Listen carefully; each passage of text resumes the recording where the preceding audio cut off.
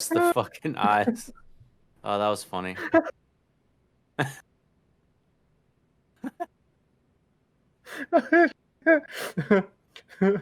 Welcome to Rundown Podcast.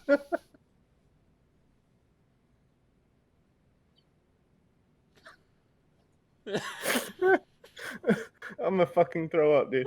Oh.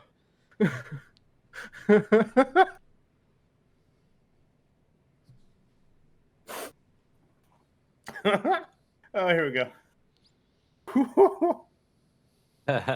You look like a pug.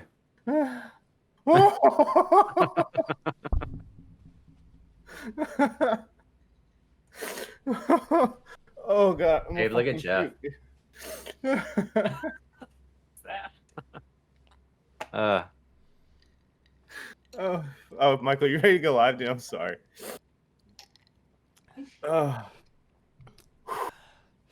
I'm fucking losing it, No, dude. you're fine, man. Do you think? What else you got up in there? Funniest- What else you got? Are we in the starting soon screen? We're late. Yeah. Oh, it's been live the whole time, hasn't it? It sure has. That's amazing.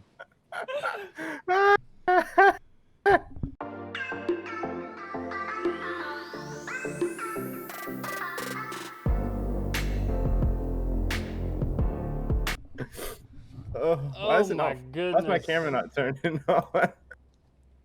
What's going on, everybody? Welcome to the Rundown Podcast for February 14th. Happy Valentine's Day, everybody.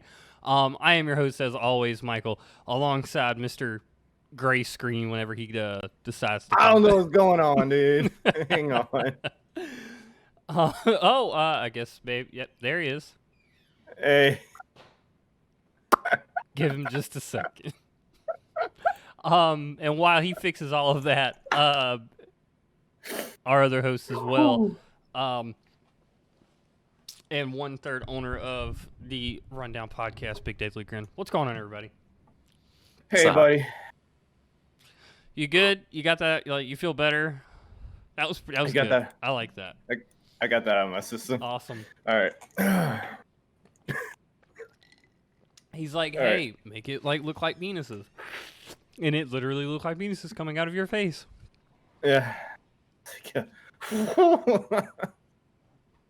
Oh, all right. Reminded me of the movie The Mask, like whenever he saw something hot, like his eyes and tongue and shit come out of his mouth. Yeah. Oh, yeah. I wish that was a GIF. I'm sure you can find one. Shit, if it's not, I'm sure you can make one. No, of your fucking face doing that. That'd be funny. Mm-hmm. Oh man, That should be your first GIF. what's You'll going have to on? figure that out. How's everybody's Valentine's Day? What are we up to, man? We're here, man. That's I'm here with my two heterosexual life mates. So, for everyone that doesn't know, we are kicking it old school today. We're going back to the beginning for just 1 week. Just like how it used to be back when we were in Jeff's dining room. Just the three of us. Three heterosexual life partners just chilling out, talking the news, having a little guy time, right? Everybody got their alcohol? Yeah, dude. Hell yeah, okay, good. Nope. I'm not- almost out of this bottle. Okay, I'm glad you said of this bottle. As he reaches down for a fresh bottle. See, he has that mini fridge over there, but I'm sure he probably has like a little tiny one where he can just reach down, right? Well, hold on. I got Like a little a liquor mini cabinet? fridge. Like a built-in Yeah. liquor cabinet in his desk. Yeah. Oh, all the mini bottles. Oh, wow. Am I feeling like a shot channel point? I got a bunch of mini bottles. Yeah, Evan does have a shot shot channel point. Fuck. Channel point shot? Should we have like Wow. a channel point shot? I mean, I know, like I said, Evan's got one, but if you want to do one for the, Yeah, once I go to first shift Mm-hmm. and I don't work Sunday nights, I can do that. It's gonna be great every time. mhm. Hell yeah, dude. Guys, I'm super excited about today's podcast. We have some awesome stories along the way. We have everything from an Uno movie to one of the ballsiest companies threatening Sony, and UK wants to ban scalping, which I don't know why it's kind of not already a thing. But before we jump into all those news, let's get into our week. Who wants to go first? Evan, you want to go first? Yeah, man. Evan. My week. Yeah, buddy. So I had to go back to work, You did. It and sucked. I hate it. You hate. Okay. So Yep. I'm looking into ways to not have to go to work anymore. Okay. So you want to live the American dream? I see. So I'm working on getting my budget like as low as possible, and basically find out where I need to be like on from like a minimum perspective, you know. And then I'm starting to learn these programs on my iPad that I've been kind of putting off. I wanted to get into like freelance art, maybe like a part-time job, just to kind of help at first, start building that up. So that's the plan right now. Hell yeah. Yeah. You Yeah, got you some Ty Lopez books, didn't you? I don't even know who that is. Oh, it was a few years ago. He used doing all these like YouTube, like how there's like those YouTube ads that usually run like 8 minutes or so, but like you can skip them in the first 5 seconds or whatever. Oh yeah. Well, he was always like, look, hey, I'm not here to boast about the things that I have. I'm here to try to help you. But like as he's saying shit like that, he's like walking by his Lamborghini, and then his other Lamborghini. I know who you're talking about. Yeah. And then he walks out into his backyard with a fucking basketball court. And it's like, dude, like, He's okay. like, you see all these books I have? I don't read them, but this is what you should read. Yeah, dude. It's like, oh yeah. Okay, yeah. I know it's you're like, you see these books? I can't read them, but you should try. Yeah, no, I'm not gonna buy any books. So what's on the radar though? I mean, what's the first step? Right now, just getting my budget as low as possible. Getting rid of stuff that I pay for monthly that I don't need. Because I mean, I don't have a car payment anymore. I don't have a house payment, so that's the first step. Getting everything as low as possible. Yeah, getting everything as low as possible, and then looking into what I need to do to at least make a little bit more than the minimum, because that way I can still do stuff that I want to do, like buy games. That's right. Go out. Eat tacos and taquitos. Like live the same lifestyle that you had, but just like with more money. Doing something you enjoy. Yeah, I mean, I know it'll have to be a little less than what I'm doing now, but probably not much. Yeah, hopefully. I mean, just use all that free time. You'll be able to stream more now. Mm-hmm. So you could do that. That was kind of your goal for 2021 was to have a schedule, right? Yeah. No. Yep. There you go. So that's instead of me entertaining the idea of me quitting, I'm actually looking into ways to make that possible. That's awesome, dude. Like I really hope this works out and that you can, grasp hold of this and ride it. You know what I mean? Get to a successful spot to where you're happy. Because I know like you're successful now, but you're miserable. Yeah. So like, and I think that's everybody's goal is just like hit that point where it's like, oh hey, like I enjoy the fuck out of what I do and I make really good money off of it. Like that's really cool that you're pursuing that, and I'm really proud of you. Thanks, dude. Yeah, man. I still hate you though. What about you, Jeff, man? How can you top that? I don't know if either one of us are going to top that. I can't. I took good shit earlier. No, I'm just kidding. Fuck I did take shit earlier. Did you use the squatty potty? Nah, dude. I don't have the squatty potty anymore. That shit, like, it is not comfortable. It helps, though. God, it helps. It does. It does. We're on week 2 of the new managerial position. So that's been a thing. How badly do you love it? I like the secludedness of it. Like I'm pushed back into that back office now. So like I kind of have my own space over there. I can kind of like just hang out, and I really only have to work when there's shit to do. Right. Like I don't have busy work anymore. I don't have to pretend like I'm calling customers or anything. Like I don't have customers anymore. So that's been nice. I don't have to sit there and make phone calls and texts and emails for the first 2 hours of my day. So that's been cool. But yeah, other than that, man, I've had really, really amazing streams this week. Hopefully it'll continue. Last night's was a good one. So Ravenarm, if you're listening, thank you for that raid. We've been pushing, and I want to talk about this too. Well, hold on, before you go into that, since you mentioned him, let everybody know when he's gonna be on. Ravenarm is going to be on the Rundown Retrospect on April 11th. Check your local listings. Awesome. I'm excited about that one. That one's going to be a really good time.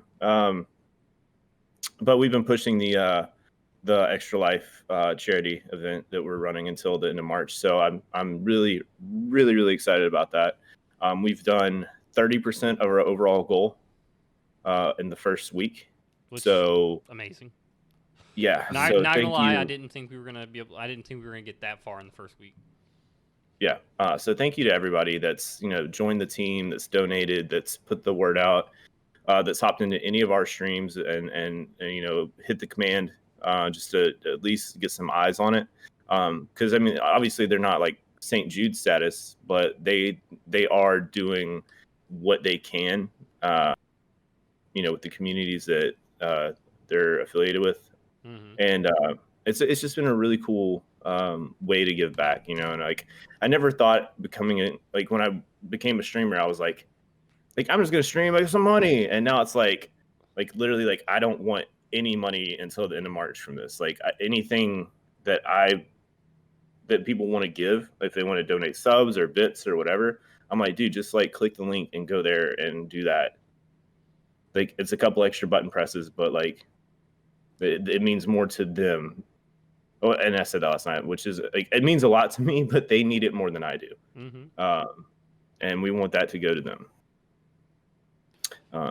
So that's been my goal for the last week, is just getting that information out there. Hell yeah, dude. Well, I think it's awesome. I think it's exciting. I think that it's a long time coming. I think that we, all three of us, are in a spot that none of us thought we would be in when we started this 2 years ago. This is not what I include. This is not what I imagined at all. No. It is hands down something that I am so glad that we started, and not just the charity, just all of it, that we started to be a part of. And there's gonna be a lot more things coming, and I'm super excited. And people have asked, like, what's the next step? Where do you want to go from here? And the only answer that I can ever get to actually come out of my mouth is next week's episode. That's where I want to go. So, but other than that, I think it's freaking cool. Yeah, I mean, look at us now. Like, we started the retrospect, and now we're booked up until the end of April. Like, that many people want to be associated with the Rundown, and I think that's amazing. Like, because I love telling the story, and I'll tell it every fucking time. But like going from that little setup that you and I had 2 years ago to where we're at now, it's crazy. Like who would have thought that this would be a thing, So Michael, thank you for having the idea and letting me come on, and then us branching out from there and getting Evan in on it. I think that it was all you, buddy. I had nothing to do with it. I wasn't gonna bring your ass on here. Not because I didn't want to, because when I was thinking this whole podcast out thing, we didn't talk as much as we do now. So there was no thought in my head of, oh, I need to go to Jeff and like we need to start this. You know, that's what I mean by that. Right. But I was like, who the fuck is this idiot going to talk to for an hour? Exactly. It was that I didn't. Long story short, I didn't think that far ahead. It's hard to. It's hard to and stuff like this. Mm-hmm. You know. I just knew that I was bored. Like boredom's a tricky door to go through, isn't it? Yeah. Mm-hmm. You get into some weird shit when you're bored. Mm-hmm. Oh man. What have you tell us about your week, Michael? I really wish that I could say that I did shit. Oh, I actually did something that I'm very proud of myself for doing. I got Take a shower? No, that's tonight after I get off here. Is I got up every morning at 7:30 a.m. and gamed with Evan. That's true. Yeah. That's awesome. It's so funny because I would text him and be like, he would text me and be like, hey, are we gaming in the morning? I'd be like, yeah. And then I'd be sitting there going to sleep and I'm like, I'm totally going to fucking sleep through my alarm and, you know, I'll tell him I'm sorry and it'll be okay. But no, I actually got up. It was great. Which is funny because on my end, I'm thinking, I'm really tired. I low-key wouldn't be mad if Michael slept through and didn't get up. I'll just sit at my computer and wait until I hear from him. And then I'm like, well, nothing's happening. And then I get a text. Hey, man, I'm up. But see, like, I didn't want to do that because, like, I would low-key sit in this recliner right here behind me and I'd just be like, I'm going to feel really bad. And he's probably going to be mad at me. Fuck, I got to get up. Okay. And, like, that feeling would take over and I would get up. Yeah. But then, like, once we would start playing, I'd be like, okay, I'm good to go. I'm awake again. I'm fine. We're talking. Yeah. You know, we're making small chit-chat to wake up. It's like, okay, we're good. But no, I did that. I'm actually very proud of myself because I'm not a morning person. Mornings suck. Plus, I'm more of a night owl, so I like staying up late anyways. Other than that, how do I put this? I have decided. I've had it decided for me, maybe. No, they told you that I am gonna become an entrepreneur. Yeah, maybe, right? That's what unemployed people say, right? I'm an entrepreneur. No, I'm a traveling. In all seriousness, unfortunately, with the way that times are and COVID has happened, I have unfortunately lost my job. I am unemployed. Boycott Best Buy. No, don't boycott Best Buy. I mean, yeah, dude, because we lost our discounts, bruh. Yeah, I'm mad, dude. I gotta pay full price now. I'm so glad I pretty much bought everything. Oh man, I'm gonna have to pay full price for the fucking that new GPU when it comes out. Mm-hmm. Oh no, actually, hey, are they? Is anybody from that store transferring? Maybe like some other people that we know from that location. I mean, probably. We got some. I mean, I know people in your store. It's okay. Okay, cool. We'll get it figured out. I didn't want to have to go to Best Buy myself and try to make new friends. Right. You know. Like who hangs out in the fucking like? Hey, like, you look cool. Let's hang out. Yeah, like that's something you gotta like plan out in advance. Like I'd have to start planning that friendship. That way it doesn't seem like hey man, can I get that discount? Like after one hang, you know? Like I'd have to do multiple hangs, and you sound like yourself last night, like when Jeff, I, and Cosmic were getting off. You'd be like, I don't feel like making small chit chat with people in the Discord because I'm gonna be like, oh, what do you do for a living? You know? Yeah. It is shitty though. I'm sorry that happened to you. It is shitty, and you know what? Like, I'm not gonna sulk about it. I'm not gonna cry about it. I'm not gonna be depressed about it. It happened. It's COVID. I knew it was gonna happen. I just wasn't sure when it was gonna happen. But it's okay. I've had my weekend. I'm having fun. I'm staying positive. I'm gonna jump online tomorrow. Edit this. Put some applications out there, and it'll be good to go. Maybe I'll find something better. You know, who knows? It's okay. Yeah. Did you keep the shirts? Yeah. Do you want to burn them? My wife said the same thing. She's like, I can't wait to fucking burn those shirts. Hell yeah, dude. Believe it or not, she just got put in a bad position. Yeah, for real. I've actually done that with one job my whole entire life, where I've actually burnt the shirts in a barrel outside, and it was the Piggly Wiggly when I turned 18. Oh, that's fair. I thought you were gonna say Ruth's Chris, and I was like, Oh hell no, those shirts were expensive. Did you And buy they them? didn't even give us shirts. I had to go out and buy my own button-down shirts. Wow. You still owe me a steak from there. Yeah, whenever they come back in business. Yeah.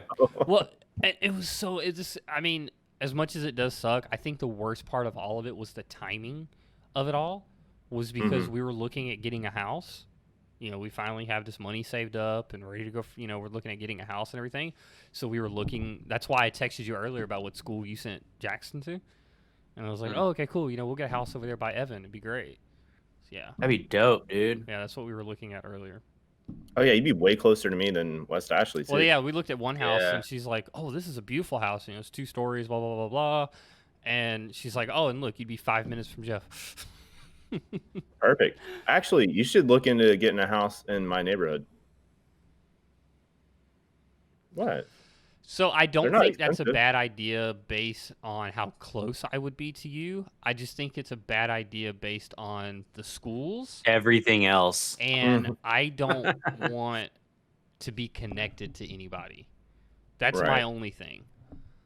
Yeah, and there's no schools that are really close to where I live. So Well, not even really the closeness. It's just more about, you know, how good they are. And I mean, you have a Oak beautiful Brook's house. really Like, good. I love the way your house looks. I really do. The hardwood floor, the bathrooms, just all of it. It's Yeah. the connection part of it that it's just They- doesn't they- really appeal to me. hey, FYI, dude, they don't all look like that. Like mine's probably the nicest one in the neighborhood. Oh.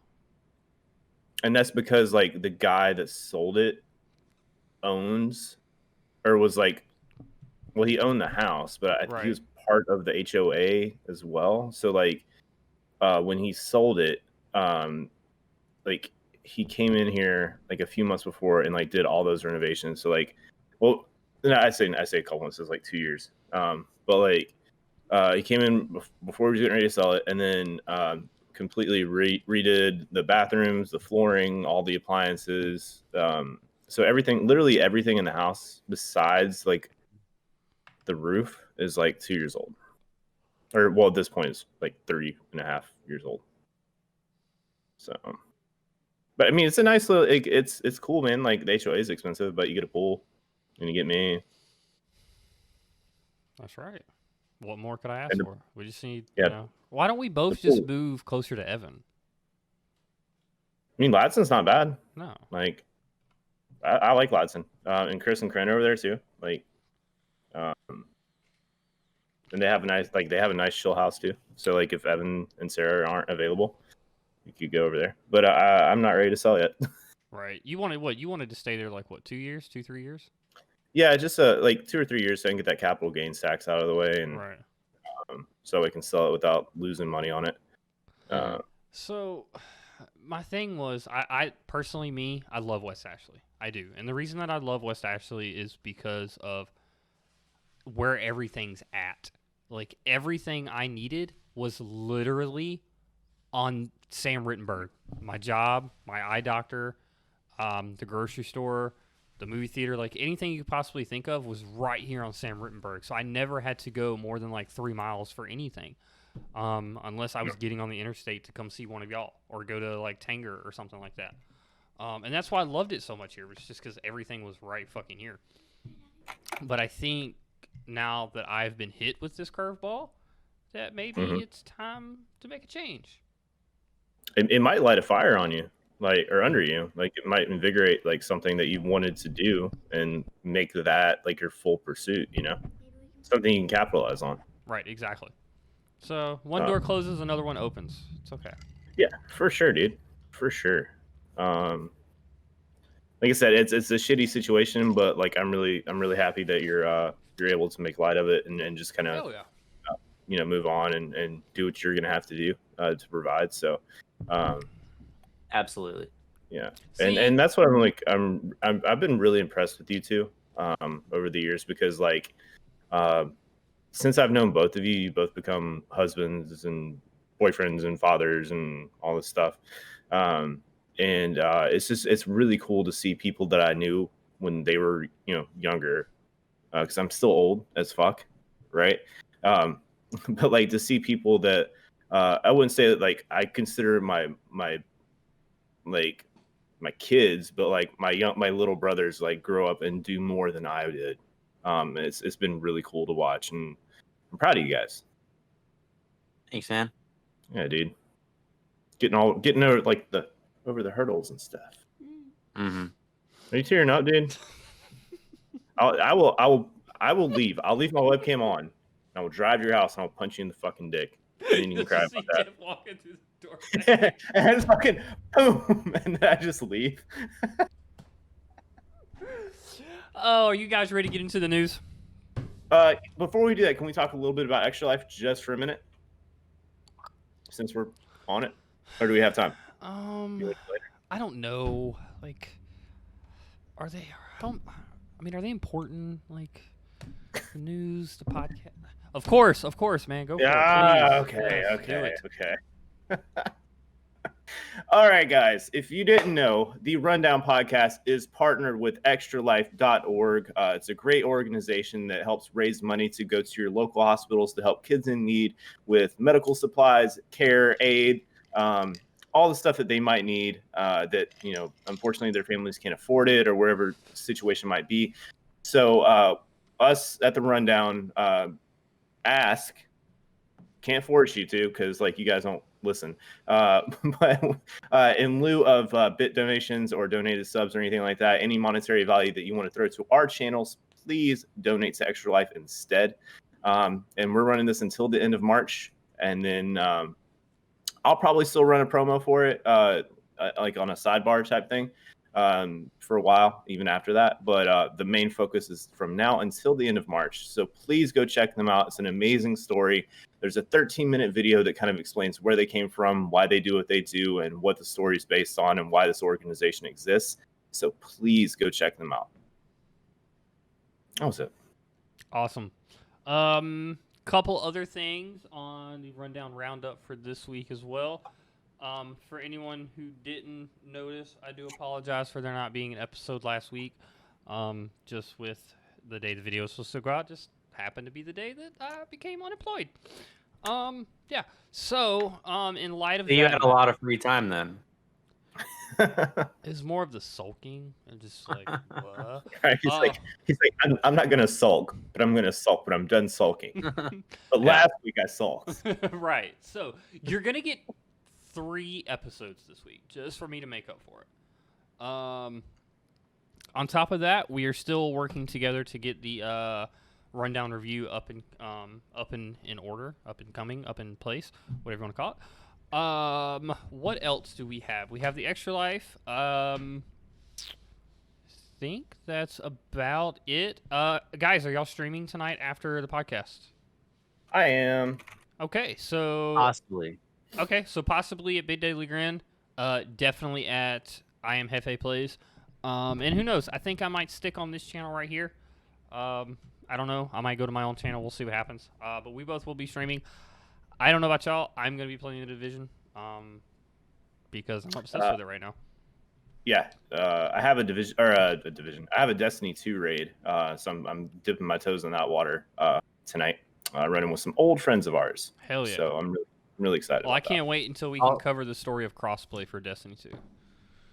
Letting you know when it's live. I'll back you up tonight, Michael. Hell yeah, bro! I appreciate it. You want to get that Fallujah stuff done? Yep. No spoilers, but like, No give me spoilers. spoilers. Like you don't give a spoil shit. the fuck out of it. He doesn't. Like for them, like that's Oh, fine. no. Like, give them to me. I don't care. Yeah, I was about to But, say, like, for yeah, no anybody spoilers. watching, Jeff is like a spoiler magnet. He wants to know. And I will never, for the life of me, understand it. Been his friend for 8 years. Never understand it. I have crippling anxiety. That's why. I'm like, I want to know, please. Like, So if you want to check it out, Big Deadly Grin and I are going to finish up the Fallujah story. I'm super excited. But I believe that's going to cover everything. We have 7 stories on the podcast today, just like old times. Ooh. 3 guys kicking it around the internet. We're going to talk about some news. And there's so many stories out right now that I honestly don't know where to start first. But I'm gonna roll the dice here. Let's get into something kind of dumb, kind of stupid, kind of out there. This is from IGN's Leanna Rupert. Sorry, Evan started popping a bottle as soon as you started. I want to make, I don't know if they are GIFs or if they are they GIFs? Are they probably GIFs? Yeah, GIFs. I want to make GIFs of like all of Evan's facial expressions that he makes while we're talking. I find them hysterical. I really do. Thanks. You're very welcome. Number 1 based on the stories today, action heist movie based on Uno is in development. Reverse it. Yeah. I thought you were going to say skip Reverse it. it. I thought you were going to say No. skip it. Skip it or reverse it, dude. Pack it up. Hey, Leanna Rupert over at IGN. In the age of gaming, adaptations in an action movie based on the card game Uno was not one we were expecting to see. The Uno take has been confirmed with rapper Lil Yachty at the helm of an action heist comedy in conjunction with Mattel Films.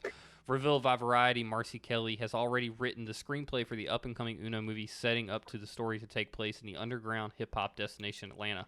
While the rest of the cast is yet to be announced, the site does report that Lil Yachty, who is developing the film, is in consideration for the lead role in the Uno heist adventure as well. This is a quote from him saying that I am so excited to be part of this film with Mattel, said Lil Yachty when talking about the new film. I played Uno as a kid and still do today, so to spin that into a movie based on the Atlanta hip-hop scene, I came out of is really special. That Leanna Rupert, somebody didn't check your grammar. I'm just gonna make it up. Oh God. Yeah. I came out of this feeling really special. It hits close to home for me. Lil Yachty will be developing this movie alongside Mattel Films with quality controls Kevin Lee, Pereira Thomas, and Brian Shearer. At Mattel Films, we are looking to explore stories to bring our brands to life in unexpected ways, said Robbie Brenner, who is the executive producer alongside Kevin McKeon as supervising producer. Uno is a game that transcends generations and cultures. We look forward to partnering with Lil Yachty, as well as Coach P, Brian Shearer, to transform the classic Uno game into a comedic action adventure. What do you think about this comedic heist take on Uno? But like, why? Why? I'd rather have a Skip Bo movie. A what? Like, You never played Skip Bo? That No. shit dope. that's your backhands, dude. Or Yeah. like fucking That's- Scriblio. The fact that you said heist movie, right? Yes, heist movie in Atlanta with underground hip hop. That's pretty much what I got from it. But what are they? What are they? What are they? Is it just like Uno battles and their fucking tour buses, their tour vans?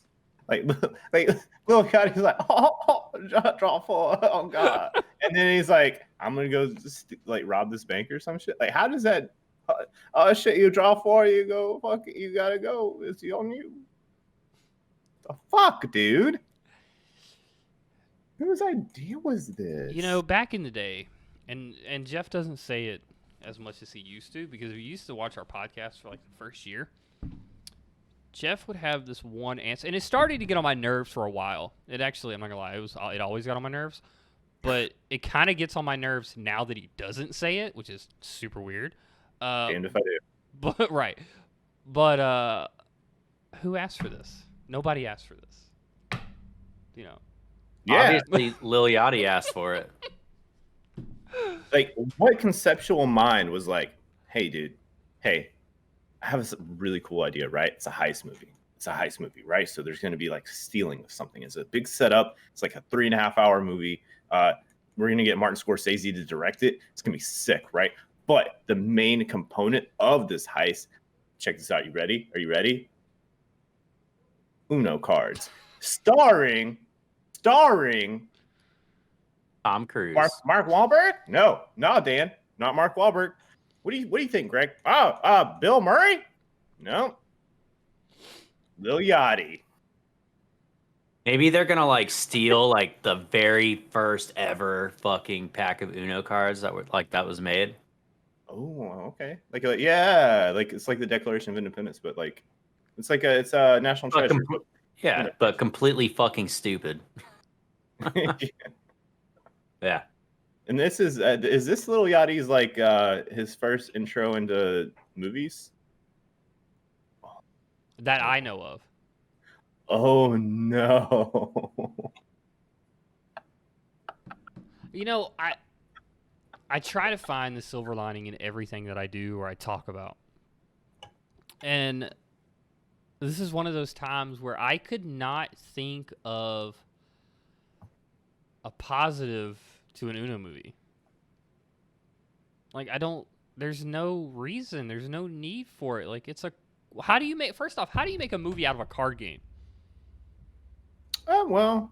I mean, if it was like a competitive type thing, like what was it, Rounders? Right, that's based around a card game. 21. But it's not like, yeah, it's Well, you know, I say that, and then there was that movie Tag. Yeah, I never watched that one. But like, I don't know. This is just it's a weird ass story to me. It won't make it. We'll never see it. Hopefully. Oh. Now we're gonna do a rundown review on it. Oh, We God. better. Actually, yeah, I kind of want to. I want to watch it, and I just want to blister it for like an hour. You know, if they want to, I'll grab a notebook and I'm gonna just fucking. Yeah. For an up-and-coming artist, Lil Yachty is one of the most prolific. What if we did like a actors. watch along? We're gonna have to turn subtitles on though, because everyone's gonna be doing the mumble shit probably. True. I think that's a good watch along movie. Are the Migos going to be in it? I hope they're going to reveal that Juice WRLD's alive by having him in it. Like, imagine being like Lil Yachty, right? Mm-hmm. And then like he's been around about as long as Post Malone, right? Lil Yachty, so like, yeah. So like, imagine being Lil Yachty and watching Post Malone do a movie with Mark Wahlberg and doing all these Bud Light commercials and like just being like super like mainstream, right? Mm-hmm. Doesn't he have like a beer pong show too? Yeah. Oh yeah, he does. I forgot about that. Are we talking about Post Malone? Yeah. Yeah. And then they come to Lil Yachty and they're like, "Hey, you want to star in your own movie?" And he's like, "Oh God, what's up?" And then they're like, "Hey, dude, it's about Uno. You played Uno? Oh shit, I don't know what that is. Lil Yachty. Oh." And then like that's the promo, dude. You know, you keep talking like that, they're gonna cast you when he's in like, you know, in his like biopic later on. I'm gonna play Lil Yachty. Yeah. Oh, after he overdoses. Story number 2 for the day. So, for anyone in chat, and this also goes for Evan and Jeff as well, I have one rule on this podcast. And that one rule on this podcast is we don't talk politics.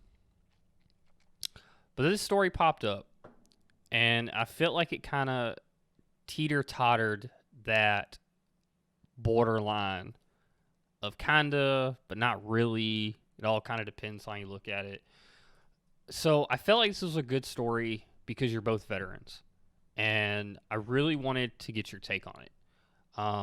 So it's gonna suck. Take it for what you think. But I want to read the story, and I want to just I want to know how you just truly feel about what you're about to hear. So number 2 on the story list today is canceled Iraq War first-person shooter 6 days in Fallujah. Resurrected for 2021 release. Ex-Halo developers are working on the realistic tactical shooter. 6 Days in Fallujah, a military FPS based on the real Iraq War battle, has been resurrected by a new developer and publisher after being canceled by its original publisher over a decade ago. Set for release on PC and console this year, the new version of 6 Days in Fallujah is developed by Highwire Games, a studio founded by Halo lead designer and publisher Victra. A tactical shooter, the game is based on the actual events that took place in 2004 during the second battle for Fallujah in Iraq. Designed with accuracy in mind, over 100 Marine soldiers and Iraqi civilians have been interviewed to ensure authenticity. The campaign depicts 6 days of conflict as experienced by the U.S. Marines as they attempted to recapture Fallujah and Al-Qaeda. To simulate the battle, the developers at Highwire Games claim to have created a unique technologies and game mechanics designed to replicate the uncertainty and tactics of modern combat in a way other games do not. The original versions of 6 Days in Fallujah was announced in 2009 by developer Atomic Games and published by Konami, but was met with criticism from war veterans and anti-war groups setting a violent video game in real-world war, particularly one not just fresh in the memory but also seen as unjust. Was seen as controversial, this caused Konami to pull out of the project while never formally canceled by Atomic Games. News on 6 Days in Fallujah gradually faded. In the years since, Atomic Games' former CEO, Peter something, has set up Victra and has been working on a new version of 6 Days in Fallujah since 2016, depicting real-life tactics, combats, and soldier and veterans' memories. Typically, I have something to say after I read the stories. I don't, so I'm just going to pass it off to y'all and kind of get your take on it. I mean, what's different about that game as opposed to like Call of Duty that's set in a real world, like wartime? You know, Because I mean, there's no this game difference. is using the actual people. Yeah, that's good. That's good. There should be representation. And, Look at the movie. That's where the veterans and the what was it called that I just read? Anti-war. Anti-flag. But unjust was seen controversial while formally canceled. I miss Anti-flag.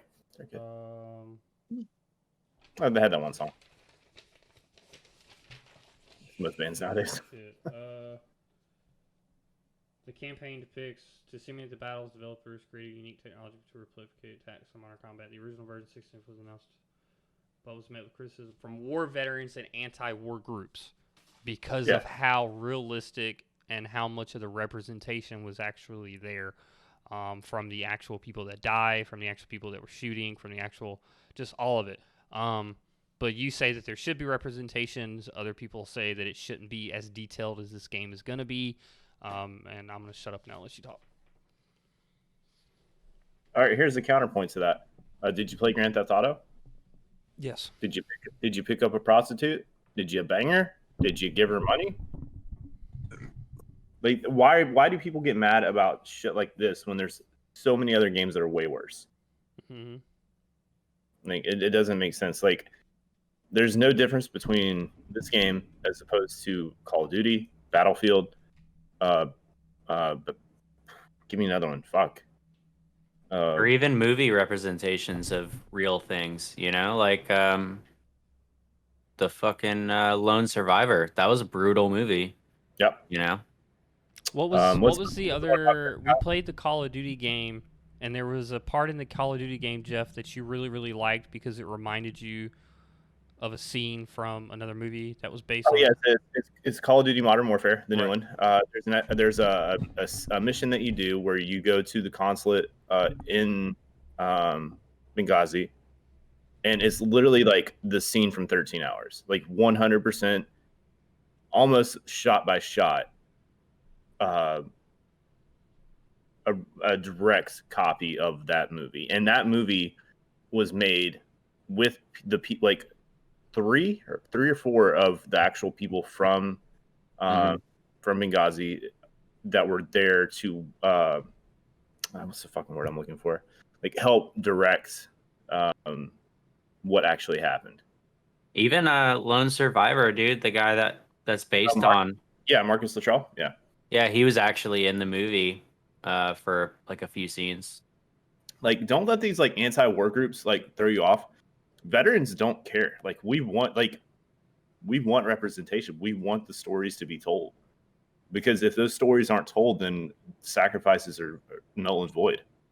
They don't mean anything, because if you don't remember that, especially something big, especially like Fallujah, like if they aren't represented, then their sacrifice was in vain. So that's, I don't know, that's all I got to say about that. Yeah, I feel the same way. I mean, we weren't combat, like, right. Well, I mean, like, but you knew people that were like, well, I'm sure that you probably did know people that were. You probably, just like a lot of us have seen the toll that it takes on people. Right.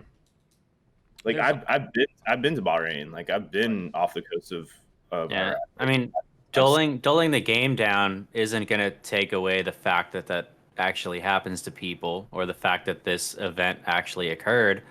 So why not tell it how it is? Yeah. So exactly. It's not like it didn't happen. You can't protect. Right. With that being said, my question to you is, do you think there comes a point where there's too much representation to a type of game like this?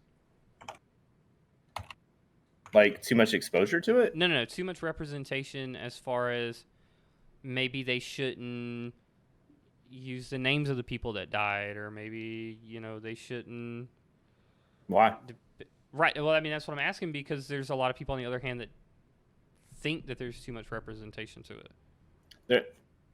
A video game representing the people that were there is no different than there being a biopic or a documentary or anything like that. There's no difference, right?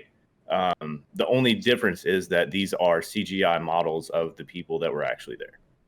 That's the only difference. And the movies are played by fucking actors that have a slight likeness, right? Mark Wahlberg looks nothing like Marcus Luttrell, right? At all.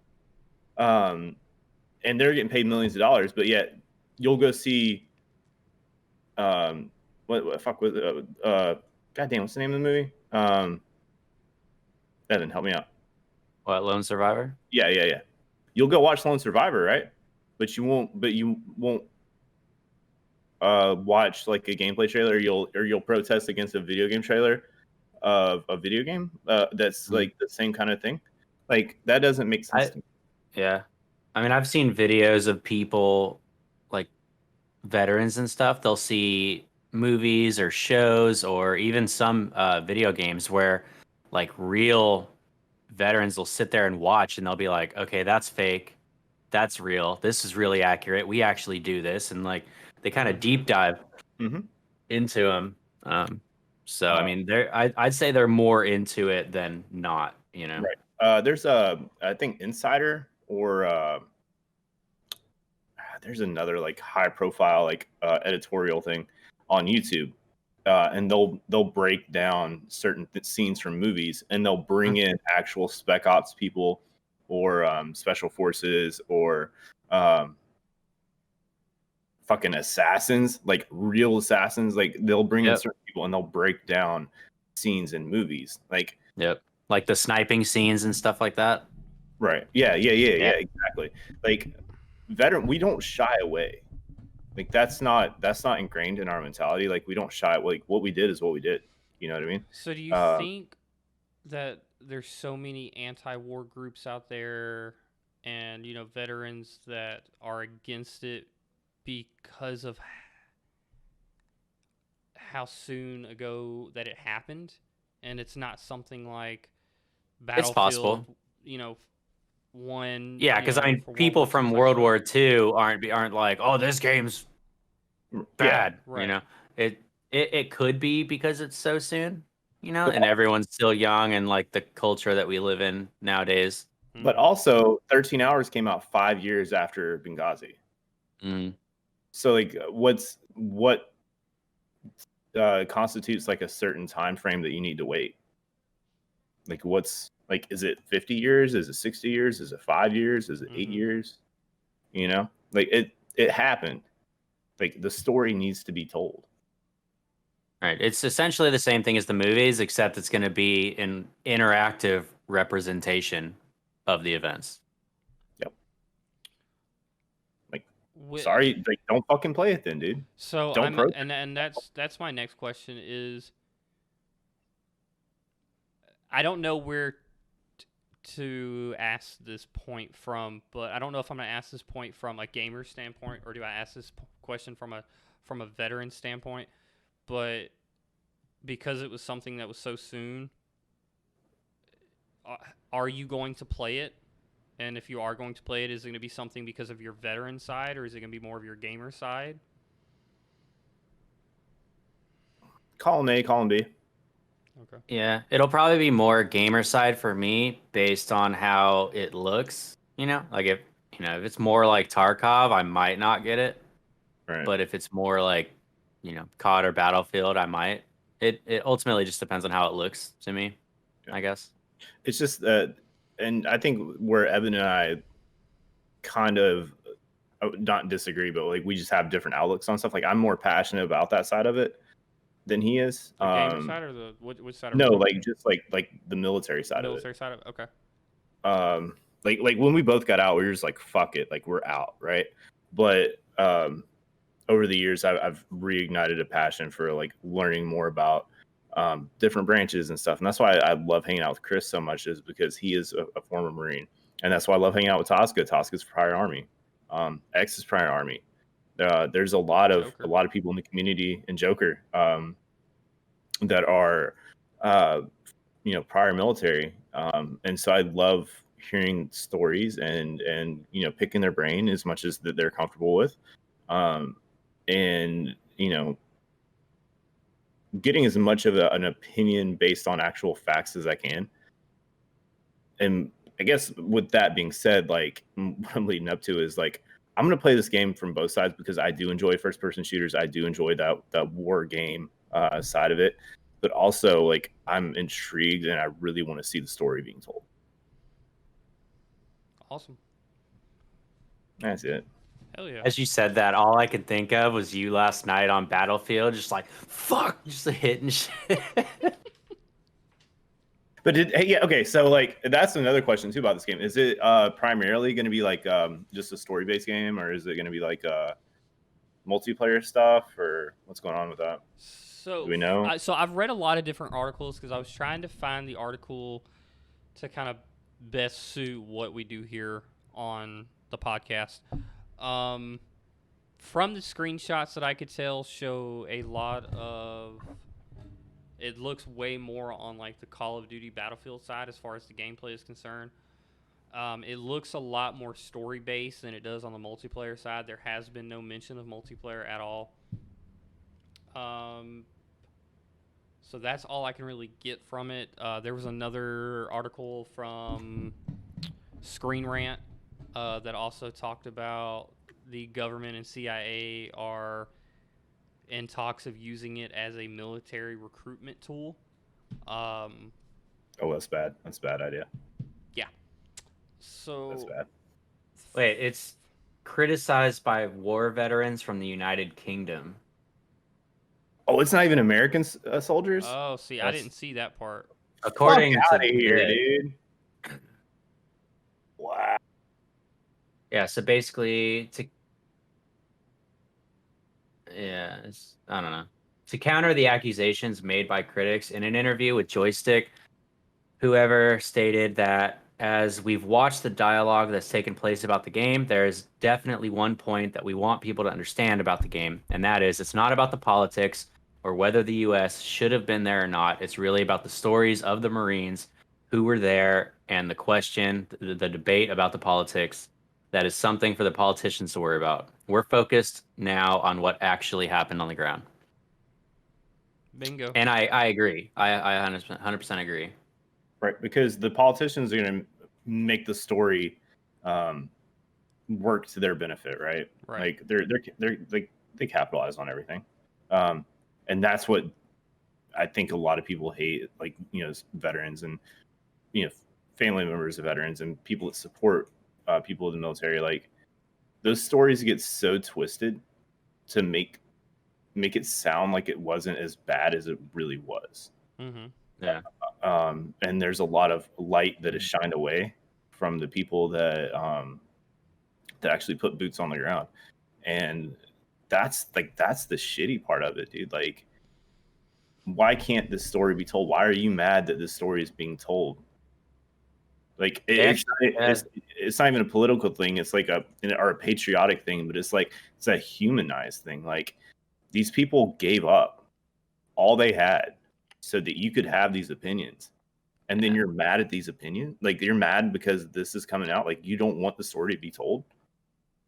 It's a third-person tactical shooter. They released an announcement trailer 3 days ago. Mm-hmm. Yeah, I watched the trailer. The trailer looks really good. Awesome. I might check it out. Yeah. Yeah. No, please do. I'm definitely gonna look into it. Number 3 on our list of stories today: potential UK console scalping ban gathers momentum. This is going to be more of an updated story. The original story was pretty much based around the fact that they were trying to pass a bill to ban scalping. Update on the bill is that the bill is unlikely to pass, but could help pressure the government into a new legislations. Douglas Chapman, MP, has now formally brought forward a bill to ban gaming hardware scalping in the UK. Titled the Gaming Hardware Automated Purchase and Resale Bill 2019 to 2021, as reported by Sky News, it aims to apply similar restrictions on console reselling to those instituted for ticketed reselling in the UK. Speaking to Sky News about the bill's similarity to the provisions ticket taunting law, Chapman said, "We've proposed a similar legislative process to be brought forward to ensure that consumers can purchase gaming consoles and computer components at no more than the manufacturer's recommended price, and that the resale of goods purchased by automated bots made illegal."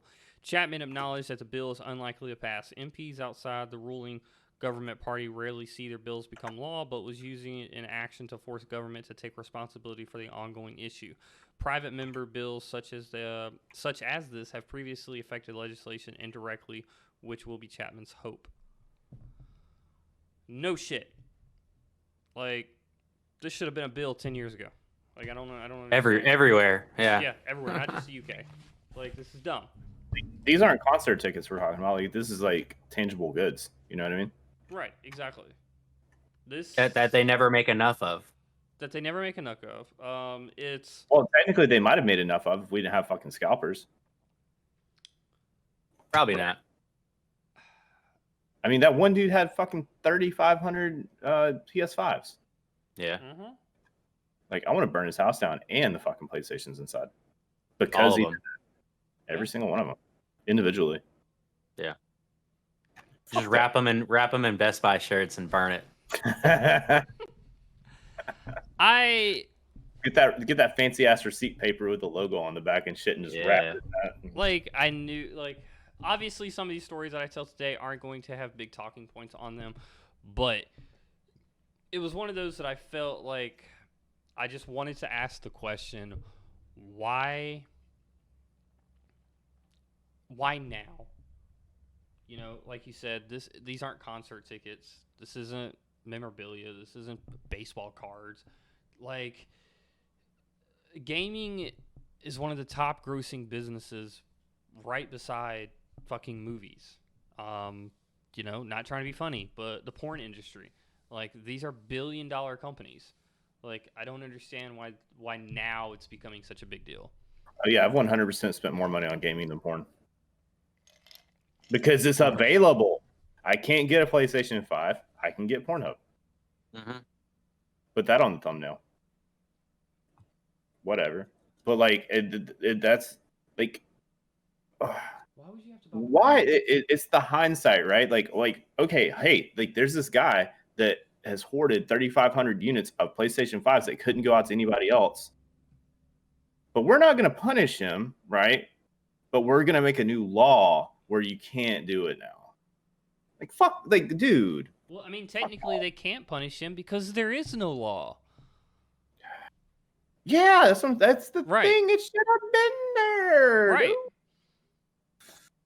It's just that's silly, dude. That guy really fucked it for everybody. Oh yeah.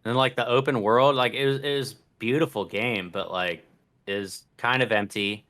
Um, and like when you would fight the Titans, they probably fixed it since then, but like they'd shoot some shit at you, you'd clearly dodge it, but it would still impact you, and it was the most annoying shit ever. And then they did like a buff to your damage, and then they were too easy to fight, and that Yeah. was the last time I played it. So, as far as bringing the game back, do they fix everything, add some new stuff, redo the loot system, redo the core system, and have it as one big update patch, or do you just redo everything, add a whole bunch of stuff, X, Y, and Z, and just come out with something brand new? Well, wasn't that what they had in question too when they were talking about doing this whole thing? They were like, "Hey, should we like do a patch or re-release Well, it?" the original was it was going to be separate patches over the course of a year. Oh, and by the way, guys, hey, FYI, the season 1, episode 1, pilot episode of the Rundown podcast, which was M3 Gaming at the time, is actually about this exact same topic. So that's awesome. Sorry, I just thought about that, and I love it. No, you're actually 100% correct. Not to be a dick. Not to be a dick, 100% agree. But yeah, so like in this case, what like as a gamer, as a consumer, what like you have to ask yourself, like, what do you want from this game? Like, do you want to pursue it? Do you want to keep trying to get this game back in there? And at what price do you want to pay? Is it a timing thing, or if they somehow made it a whole 100 times better, would you See, at this point, I feel like they let so much time pass. It's hard to say because, like, Ubisoft did it right with the Division. It was broken. That didn't last that long in the grand scheme of things. It wasn't broken for a super long time. They released a free update, saved it, and now they have an awesome sequel that's still really active. Yep. So I want to But go back and answer the question that Jeff asked, which was, I'm a physical owner. Y'all are both digital owners. So in that case, on one hand, I think it's really cool that I can say, oh, I own this piece of shit crap that came out. Like, this is horrible. I can tell my grandkids, like, oh, this was breaking systems, this, that, and the other. It's the ET game from Atari. Right, exactly. But then I can hold up the new one and be like, oh, this is the new and hotness right here. This is what made it. From the consumer standpoint on that. Right, but do you want to pay $140 to have that, just to be able to do that?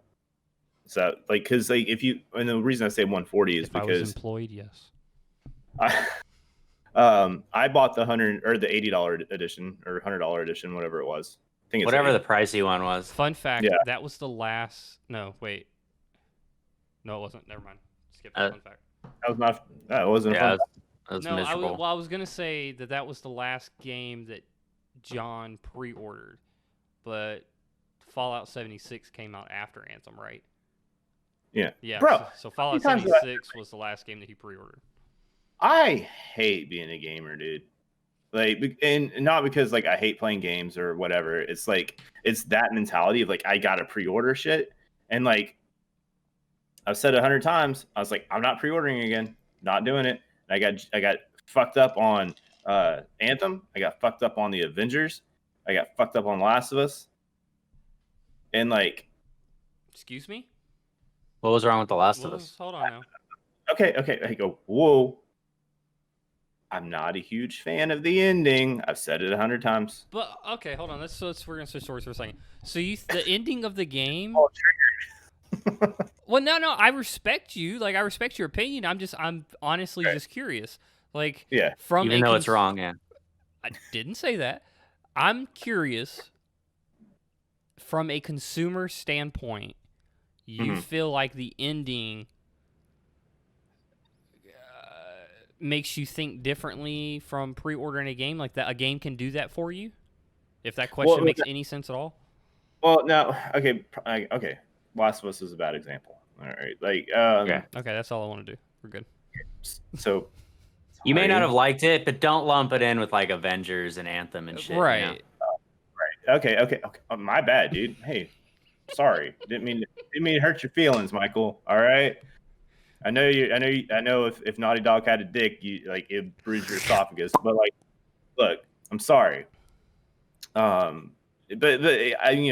we've all been subjected to like, I want to pre-order this game because I'm really excited about it, and then we get it in hand and it's not what it was advertised. Cyberpunk was the same way. That's the one I should have used. Cyberpunk. I'm not mad about Cyberpunk at all. I had fun with it. I did too. I enjoyed it. But like in the very beginning, it was really buggy. So like, and but like the downfall is like you don't know, right? Mm-hmm. Like they advertise it so well. They the gameplay trailers they put out are so beautiful and so well put together. The E3 demo is 100% not the game that they're going to release ever, not one time. But still, it drives you to be like, hey, I'm going to put this dollar amount ahead of time to make sure that this game is secured and in my library. Now, with that being said, if Anthem did the same thing, but it was like a rebuild of the exact same game, but a rebuild and a rehash, and like just everything was perfect, would you still spend that $80, $60 or whatever if they re-released it as a new release? Of the same game, but just with a big ass update to make everything better? Yeah, instead of just a 60 gig patch or whatever. For me personally, as a consumer that buys physical copies, I would need to know how big of a change are we talking. You'll never know. I think they need to fix what's there and then work on what's next. I think honestly, they need to do one more update, right? As I reach for a beer, one more update, test the waters because the community's died out. Do another update, work on it, and then put that out as like a title update or whatever, and then see what kind of response you get, and like make sure the quality is there, and then judge like if you want to release a bigger like a sequel even, right? Right. Like just like figure out how you want to market this and how you want to do it based on the consumers and the game players' reactions to that initial patch, right? Like there's got to be like a segue. You know, you can't just like go full raw dog. You got to spit on it at least, right? So like spit on it, right? And like arouse it a little bit, and then you can get the full price. You know what I mean? Like it's with Anthem at least. Like I feel like that would be their best bet is to like put something new out there because they haven't touched it in fucking forever. I played it like 3 weeks ago, and it's the same. Nothing's changed. Did you really play it? Yeah. Huh. I played it a couple months ago. So I did like the opening mission, and I was like, this is the same. Yeah, nothing's changed. That's what I'm saying. Like it's like put new shit into the game, see how people feel, and then if you want to cancel it and shut it down and fire the 30 people that are left, that's your prerogative. They desperately need the revival that the Division had, that No Man's Sky had. You know, they need, that's what they need. Yeah. So let me hit the idea real quick, Michael. I know you got something to say. No, you're fine. Hit the idea. Yeah.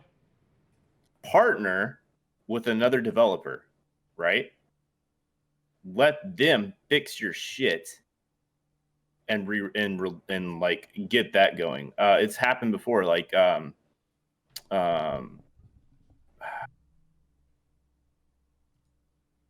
Destiny, right? Mm-hmm. They had Activision was their publisher, but they worked with and then Activision 343 Studios initially. Mm-hmm. And then they worked with, what were those two studios that did the two DLCs for Destiny 2? Like one was good, one was bad. There's two different studios that worked on it. So is that why all their fucking expansions were like Good, bad, good, bad, good, bad. Yeah, it's the same thing with like Call of Duty. How like Treyarch is like, but Right. like Activision is pretty good, right? Like the only reason people play Treyarch Call of Duty is for zombies. Right. Like, it's the same thing. So like, let another developer fix your game, become like a silent partner, and then just let them run with it. Because if they can do a better job, then that's going to do nothing but help you out. Mm-hmm. You know what I Yeah, mean? dude. If they gave it to Respawn, they'd probably kill it. Ooh, that's a good one, dude. Or fucking Santa Monica. Yeah. Yeah. I mean, I know Santa Monica's made like 3 games, but fuck me, they've been good. Sorry, what, Michael? I didn't mean to cut you off for that. I had that thought, and I was like, that makes fucking sense. No, my last question was going to be before we moved into something else. Was going to be, would you be mad if they shelved it?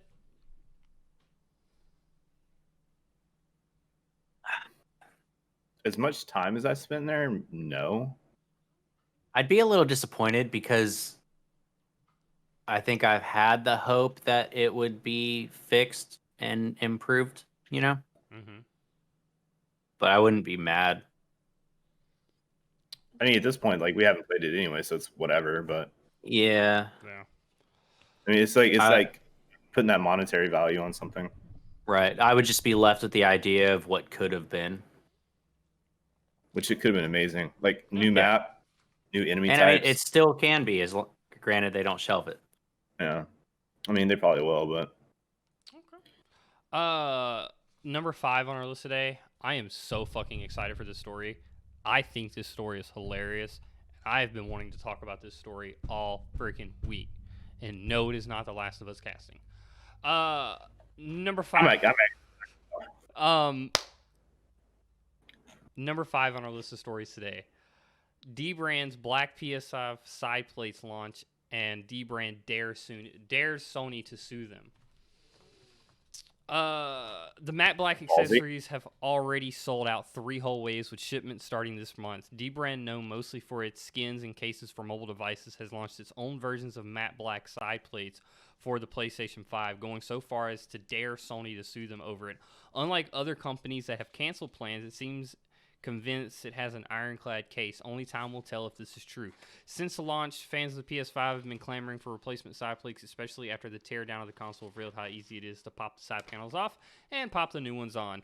Since then, some of the companies have tried, but Sony has intervened, perhaps hoping to supply its own versions sometime in the future. Dbrand is probably the most recognizable brand to try it at hand, as though it is already selling like hotcakes. The matte black side panels cost around $50. And already its first 3 waves of allocations have sold out. Right now, the company is taking back orders for shipment that will go out in May, while orders for the digital PS5 have yet to open. It is possible, of course, that Sony could even have its own plate offering at some point. You don't need to do any real teardown to get these replaced. They're designed to be popped off, and in fact, so you can vacuum out the dust periodically through the special chambers in the body. Dbrand is also producing skins for the center of the front panel of the PS5 in case you want to get rid of this fingerprint-loving, glossy finish. There's a simple matte skins in yellow, neon, black, red, and white, as well as more personal designs to choose from. These can be included with the purchase of the side plates for $12 or bought alone for $20. Dbrand doesn't shy away from challenging Sony to stop the sale of its products, even going as far as to etching its own unique patterns into the side plates to mimic thousands of the PlayStation symbols to represent Sony's white ones. The company seems confident that these products will ship when promised, with the first batch arriving this month. I love this story for so many different reasons, and I want to get into that right now. Number 1, like Jeff said, they're ballsy. I think it's fantastic. Number 2 is so many companies have tried this, and every single one of them have backed out and was like, no, we're not dealing with it. And the fact that they stepped up to the plate and have done this, I think it's fantastic. Number 3, at some point, even now, I know y'all both have 2 monitors. I'm going to read something along on here, and I want to get to point number 3. So real quick, if you can jump over to dbrand.com and check out the PS5 side plates and just kind of scroll along with me as I kind of read from this. But it's pretty funny what they did on their website that I think everybody's going to get a real kick out of. So just let me know when you get there. All right, hey, can we take like a 30-second intermission just real quick? Yeah, I'll go ahead and go over some stuff real quick. Yeah, I'll be right back. Yeah. For everybody that's tuned in with us today, this is a Rundown Podcast where three guys sit around the internet and we go over all the gaming news of the week. Myself, Twizzler803 with 1Z, up. Well, I guess if you're watching me, it'd be over here. We have I Am Hefe Plays Jeff, and then over here on this side, we've got Big Deadly Grin. I love having you all here. Just a kind of a little roundup during the intermission time. If you didn't know, we are partnering up with the Extra Life, who is partnering up with the MUSC to help raise money for sick kids down at the MUSC Children's Hospital, downtown Charleston, South Carolina.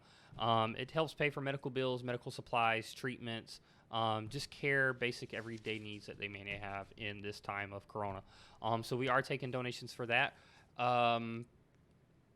Evan and I and Jeff will all be streaming right after this podcast later on tonight. And that charity stream will be going out until the end of March. I'm not asking you to donate. I'm not asking for you to do anything as far as that goes. The only thing I'm asking is just help get the word out. Other than that, we got a couple more stories on our list today, and we'll be good to go. Mm-hmm. Okay, cool. So it's so funny. I'm going to start at the top of here. But if you see the top of the website, in little black writing down in the left side, Dbrand goes as far as saying, Dark Plate, go ahead and sue us. Wait, hang on a second. Let me get to the Take your background. time. Is it the bottom left? Yeah, like if you do the PS5 Dark Plates, and then like if you're at the top of the screen, like you're scrolled all the way up. Oh, dude, that's amazing. Yeah, it says. So if you go to at the top, if you go to Special Edition, Mhm. it'll pull up a menu. Click on Dark Plates. Go ahead. Okay. This is a nice website, dude. So Also, go ahead and just scroll down with me. If you scroll down to the next part, it says Nobel Prize, please. It's a little known fact that Alfred Nobel in 1895 declared that one day all Nobel Prize would retroactively be awarded to Dbrand. Sadly, the Nobel Foundation has ignored their founding father's dying wish. That changes today with the release of the Dark Plates. The unthinkable has happened. We've taken Sony's monumental achievement in bad design and fixed it. We can only assume that our prizes are in the mail. Totally legal. When you look at the microscopic textures inside the Dark Plates, what do you see? If your answer is a familiar but legally distinct apocalyptic spin on the classic PlayStation button shapes, you might be one of our lawyers. Shut up, dude. It is though. That's amazing. Number 3, the science of customization. After collecting our Nobel Prizes, we used the proceeds to short the global supply of PS5s. We then collected a group of willing participants and paid them to take part in the research study, more specifically to plug in, turn on, and play with the shiny new PlayStation 5. 10 out of 10 subjects agreed they wanted because they wanted to see their families. Once the drugs kicked in, they told us that we wanted to hear they told us what we wanted to hear. The middle glossy plastic attracts more scratches and fingerprints than the walls of their cells. Our solution?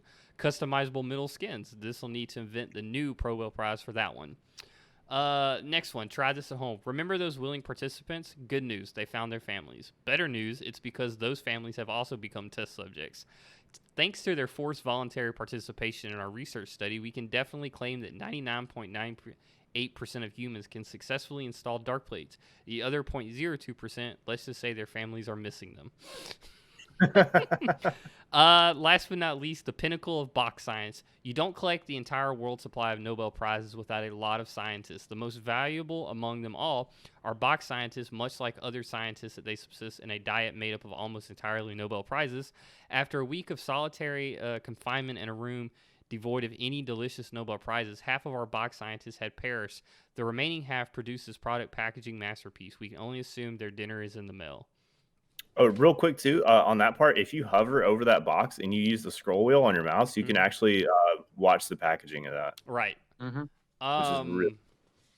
This story and their website and Dbrand is probably my favorite company of 2021. I agree. That I've never seen a company say "suck it" so hard in my entire life. Like, this is beautiful.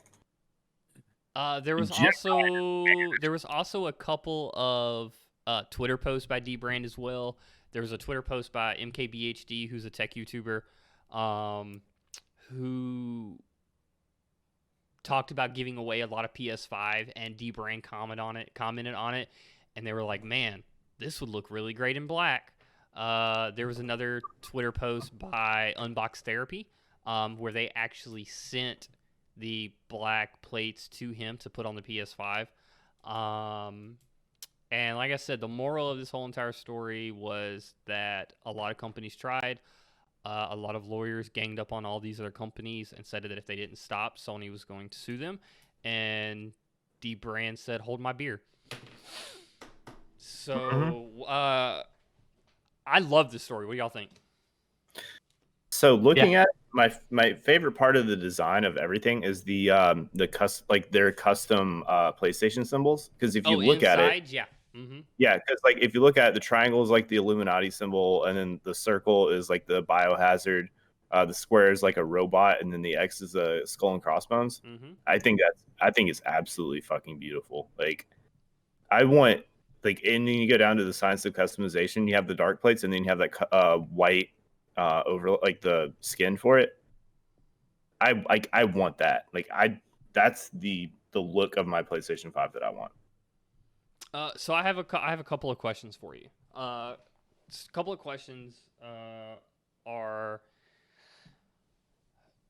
would y'all buy this for your PS5? Are you going to buy this for your PS5? Hell yeah, awesome. If I bought one, yeah. If I can get one. Right. Second question is, does Sony even have, like, I'm sure in Sony's head, because of how money hungry they are, but in Sony's head, do they really even have a leg to stand on when it comes to suing companies like this? Because in my eyes, it's no different than putting a skin on your PlayStation. It's really not. And then you can't say, well, they can't go and say, oh, well, it's patent, because it's not. The patent's still pending. The patenting hasn't even went through yet. Really? Mm-hmm. The patent, for a fact, 100% is still pending. And no, they don't have a leg at all. Yeah. Sit down, dude. So it's pretty safe to say that this was just a scare tactic because they don't want anybody making money off their design. Yeah. And because the companies that were doing that before were so small, because it was like an Etsy shop, right? Yeah, it was Etsy shop. It was third-party sellers off Amazon, things like that. Yeah, of course they're going to back down, right? Like Sony comes after you. You know what I mean? Like, of course you're going to back down. But like Dbrand's like, no, dude, like these are coming out, and I'm sorry, I hate it for you, but like these exist now. Right.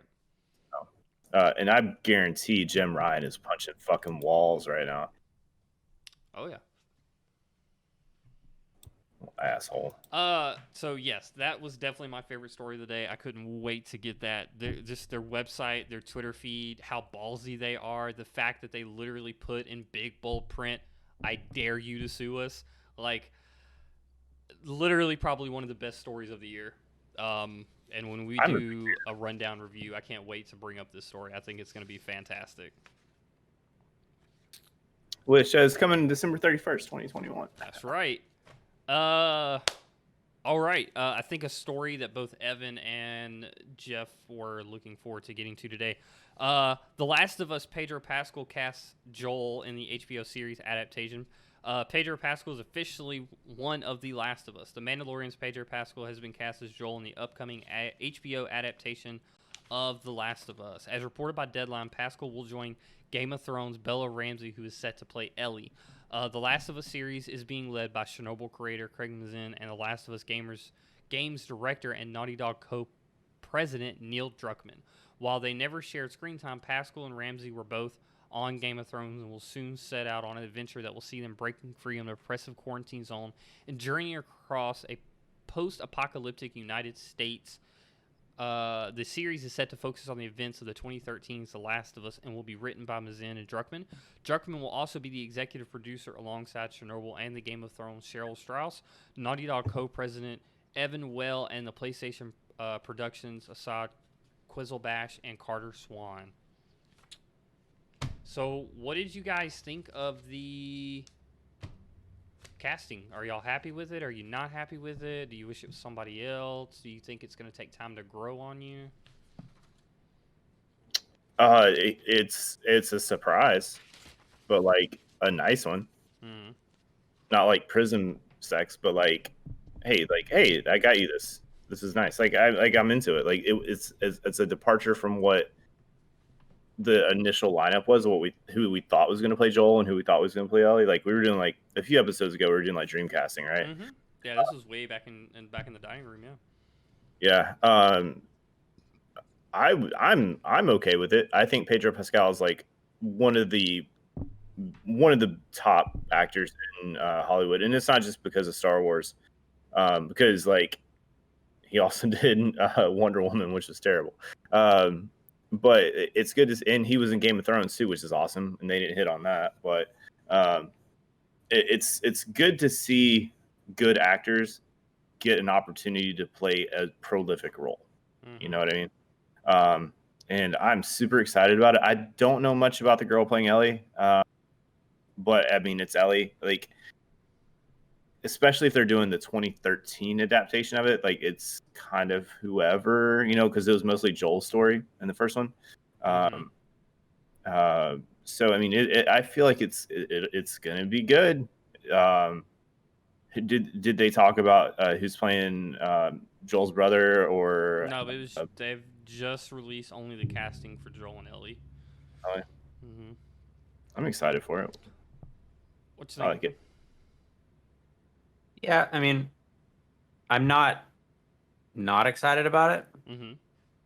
But like I was saying last night with like the Witcher casting, I was not really sure about it until I saw the promos, I saw the trailer, so I mean I'm leaving myself open to it. And I know that the girl in Game of Thrones, she was a fucking bitch. So she could probably do Ellie pretty good. Hell yeah, dude. Yeah. Is she in like one of the later seasons of Game of Thrones? Mm-hmm. Yeah. That's why I don't recognize her. No. So I watched like the first like 1 or 2 seasons of Game of Thrones, and then I didn't come back until like season 7. Yeah, she was like. Yeah, she's in like 5 or 6 or something. Yeah, she was this like. She was basically a kid that was in charge of like her Kingdom. fucking Yeah. area. Yeah. Yeah. So she was forced to grow up like really fast, and she's just a fucking bitch. And it was awesome. She was funny. Yeah, she was. Yeah. She did good. Is he gonna wear the helmet? So My favorite thing, like my favorite line of the entire, like obviously there's only 1 season of The Witcher, right? But like my favorite line of that entire series is in the first episode, and Geralt's just standing there, and they come out, and they're like, hey, "Oh, we're gonna fuck you up," or whatever, and he's just like, he like puts his head down, he just goes, "Fuck," and then just fucking wrecks, dude. It's literally like one of my favorite cinematic moments of anything. Like It was really good. It was a good first season. And that was the first fucking episode too. Like, I do like that. Like from this point on, everything's going to be happening in order. That was the only confusing thing, because like you go into it not knowing that. Yeah. I think Pedro's going to do a really good job as Joel, Yeah. Even though it's like it's a weird casting, but I think it's an okay casting. Not like, I mean, because like when you think of Joel, you're expecting some burly bearded dude, like 6'3", or whatever. Some backwoods motherfucker. Yeah, exactly. But he might be able to pull it off, dude. I mean, he was that country dude in Kingsman Golden Circle, so like he might be okay. They just casted. There's no filming's gone down yet, so it's gonna be like that initial like promo trailer and like that first week of marketing for it. That's really gonna like sell it. But I'm very, very much looking forward to this. Yeah. So it's like I was telling Evan, like, as far as the Joel casting, I'm like, okay, cool. Yeah, I can see it. I like it. To me, like, yeah, he's been in Wonder Woman, Mandalorian, Game of Thrones. I don't really count Wonder Woman, so I just count Game of Thrones and The Mandalorian, but he's still like an up-and-coming actor to me. And I can see it. I like it. I'm like, okay, cool. But when it comes to Bella Ramsey, I think that's something that's going to have to grow on me. And it's pretty much kind of like what Evan was telling me as far as Geralt for The Witcher. Was he wasn't really sure about it at first, but he also said, and I could be wrong, please tell me if I'm wrong, is that, once you saw it, you were like, okay, cool, yeah, now I see it, it's grown on me, or you had to kind of watch it a little bit, and then it grew on you. And I kind of think that that's how I'm going to have to be with Bella Ramsey, just because it's Naughty Dog. I love Naughty Dog. The Last of Us is one of my favorite games of all time, and I'm praying to Alibaba that they don't screw this shit up. Yeah. And one of the things that I'm trying to keep in mind is that she doesn't. So Pedro looks pretty much how he did in Game of Thrones, but because she's a lot younger, she already looks significantly different from that, from how she looked in Game of Thrones. So, I mean, I'm looking at her now. I don't know. That one might have to grow on me, dude. Yeah, they're probably going to de-age her. If I'm going off of just how she looks in the game versus how she looks in real life, acting wise, I think she'll do great. Oh yeah, yeah. Based Acting wise, based on what I've seen. I think she'll do fantastic. I'm happy with Pedro Pascal being cast as Joel. Right. But I had in my mind one if I had an Ellie to pick from, and it sucks because she's older now. But if they had gotten Chloe Grace Moretz in there as Ellie a few years ago, if this had came out a year or two after the original one, I think she would have been a perfect Ellie. Because they don't have to look like them, right? You know what I mean? Right. And Chloe Grace Moretz has that snarky, sarcastic, bitchy attitude. And she can fucking act. Yeah, exactly. Yeah. I think she would be a really good Ellie. But I mean, this chick might be okay. We'll see. And fuck, Pedro Pascal might not even be that great. You know what I mean? It's yeah. Watch, we're gonna watch this, and it's gonna be completely flipped. She's gonna be fantastic, and he's gonna suck as Joel. Yeah, exactly. Dude, right now she's only 17, so that puts her at 13 maybe when she was on Game of Thrones. Yeah. So, it'll be interesting. I'm not so much worried about the setting or the casting as I am the setting and how well they do the clickers and stuff like that.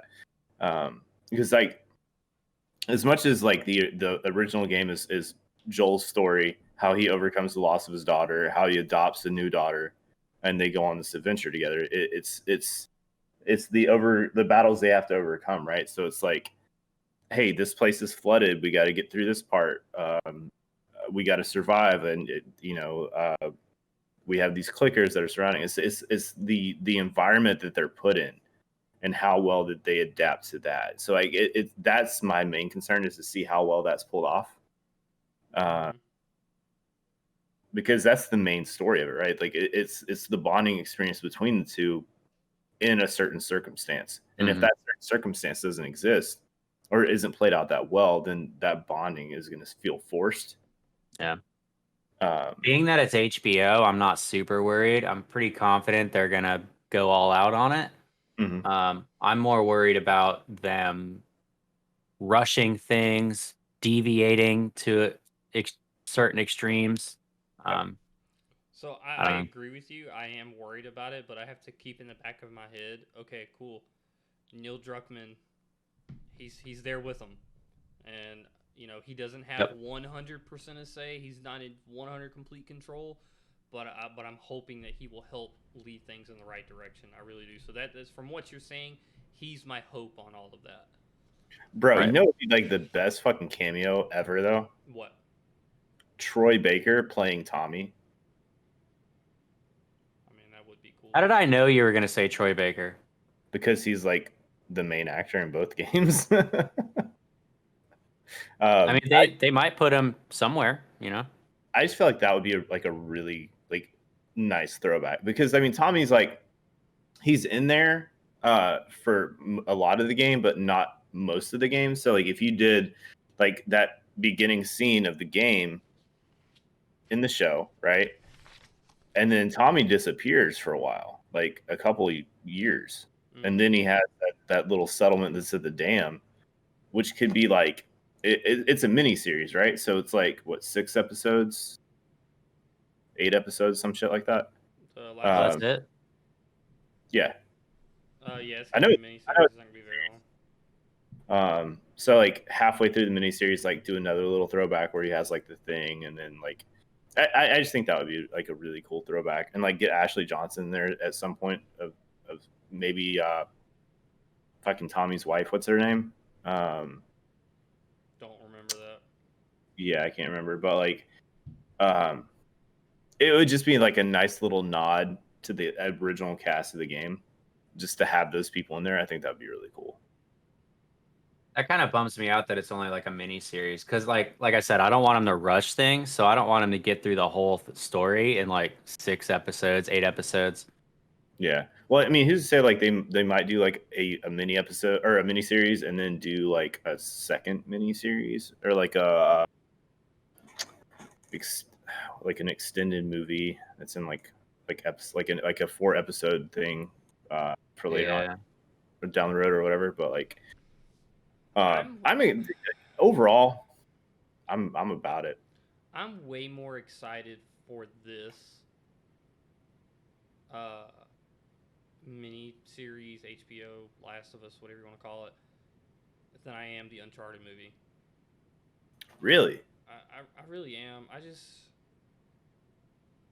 The game is so perfect that I just think anything else would just screw it up. And I don't know. Maybe I hope that I'm wrong, but I don't know. These are just 2 games that are very dear and near to my heart, and I really just don't want to see Uncharted screw up. Yeah. See, stuff like that, I feel like if they would literally just make it how it was instead of trying to do their own thing, which most adaptations try to do, they need to fucking just stick to what's there because people wouldn't get mad seeing it made exactly how it was. And I think another part of it too is,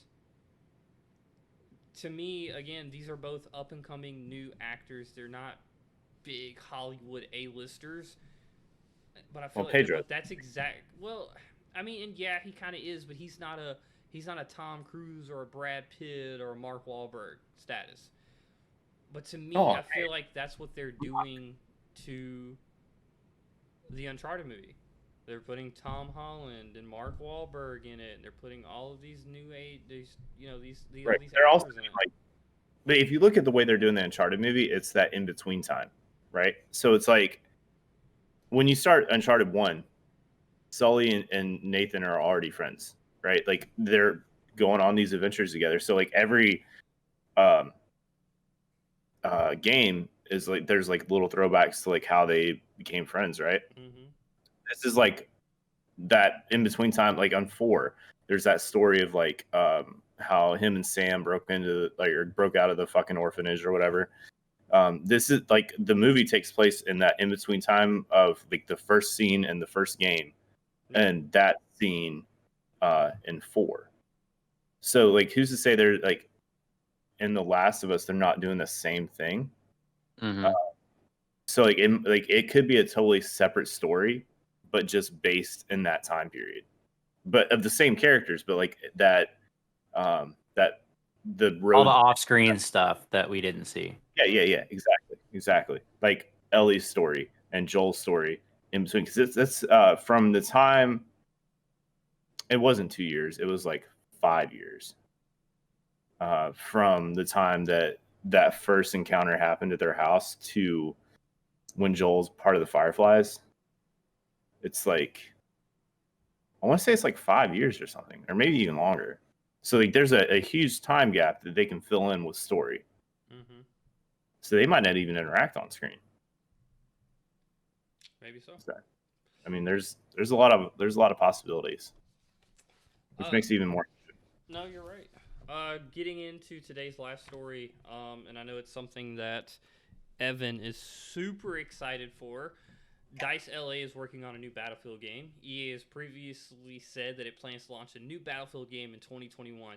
Dice LA is working on a new Battlefield game, according to the studio's design director, Justin Wabe. As spotted by VG247, Weeb asked Twitter followers on Monday to guess which EA-owned franchise he was excited to be working on after shooting down Plants vs. Zombies, Skate, and Apex.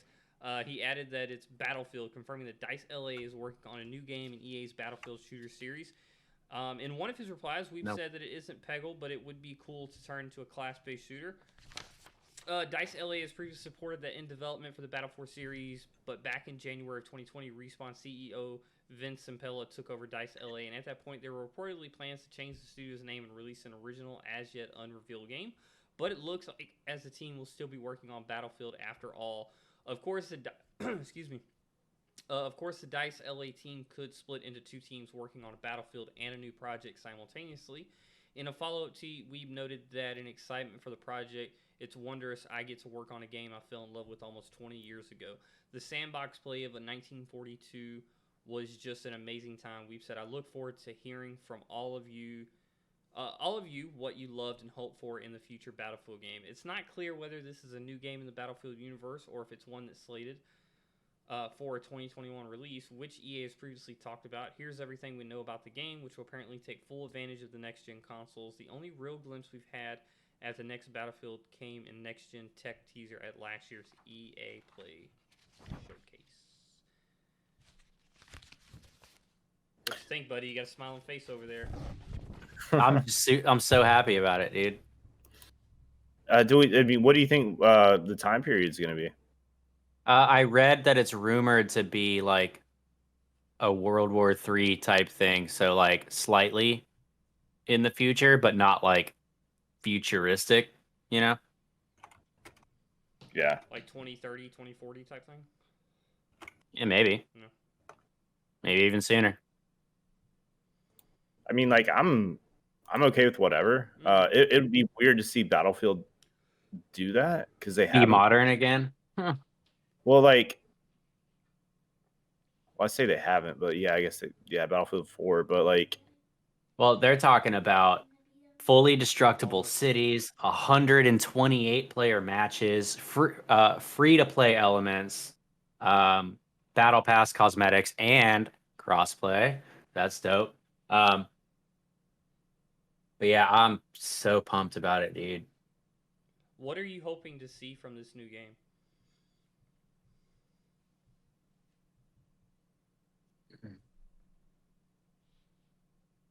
I'm